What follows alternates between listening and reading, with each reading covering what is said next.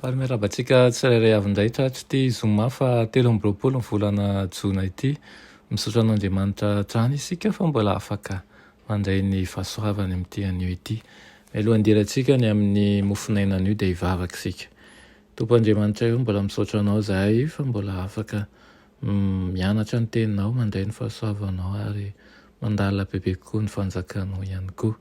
Mangataka aminao izay mba ny amelanao ny fahadisoanay ary ihany koa ny hanavaotra anao anay mandrakariva aminaran'i Jesosy. Amen.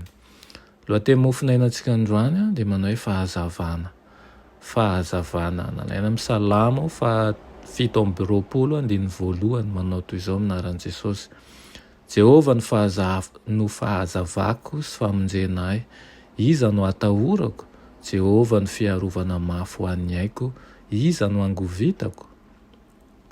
Amen. Izay manome an'Andriamanitra, izay manome voninahitra an'Andriamanitra sy mitandrina ny didiny no tena hampangain'ny Satana. Miasa amin'ny herin'ny rehetra manko ilay ratsy hitarihana ny olona hanota. Avy eo dia mangataka izy eo anatrihan'ny fahotana maro ireo olona ireo tamin'ny lasa ny mba hamelana azy, hampiatra ny halozany amin'ny mahadevola azy amin'izy ireo, toy ny amin'ny olom-pehezany zany.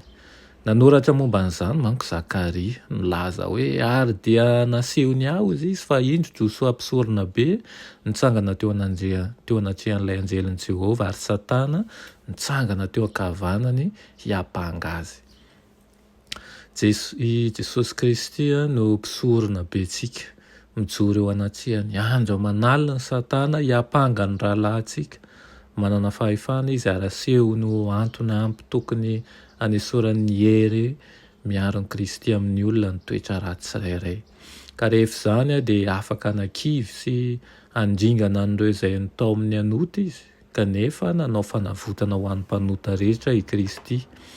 Rehentsika amin'ny alala amin'ny finoana ve ilay mpisolo vavantsika manao hoe ary hoy Jehovah tamin'ny Satana, hananatra anao ane Jehovah ry Satana, eny Jehovah izay nifidy an'i Jerosalema ane hananatra anao. Tsy forohana no sarihana tamin'ny afo va ity? Ary Josoa fitafiana maloto avy nitsangana teo anoloan'ilay anjely. Fitafiam-pahotana sy henatra no atafin'ny fahavalo ireo izay lavony tamin'ny fakapanahy. Avy eo dia ambarany fa tsy rariny raha ho fahazavany sy mpiaro azy Kristy. Kanefa ry olombelona mahantra izay mibebaka, eny ny tenin'i Jesosy ary minoa arak'izay renareo, na dia mamaly ny fiampangan'ny Satana, Jehovah ka nilaza tamin'izay ireo anjely nitsangana teo anoloany hoe esory amin'ny fitafian'ny maloto, dia hoy Jesosy ho fafako ny fahadisoany, hosaronako ny fahotany ary hatafiko azy ny fahamarinako. Ary koa izy taminy hoe indro efa nesoriko ny elokao ary ampiakanjoky akanjo fiaingona ianao. Dia izany teny izany no amintsika tsirairay avokoa, handray fanomelan-keloka feno anie, handao fibebahana tena marina ihany koa ary mino marina fa Jesosy Kristy manala ny helokontsika ary mampiakanjo akanjo vaovao, tsy misy loto tsy misy petina fa fiangona ho antsika. Manomboka amin'izay dia aoka andeha tahaka ny zanaky ny mazava tokoa isika ka tsy salasala fa azoto anao ny marina hatrany. Amen. Ry Andriamanitra tsara indrindra, mbola misaotra anao any amin'izany teninao izany ary misaotra anao mandrakariva, vonona ny tafy ny fahamarinanao aminay. Mamela anay, mamela amin'ny tsy famindrianay, ampianaro izay mba hijoro mandrakariva ny fanarahana anao ary koa vavolombelonao amin'ny toerana rehetra. Amin'ny anaran'i Jesosy. Amen.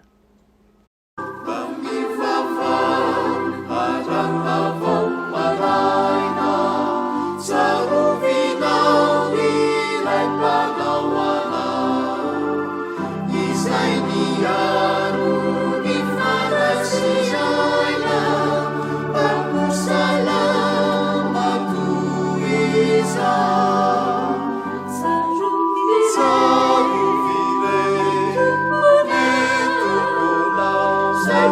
ahy.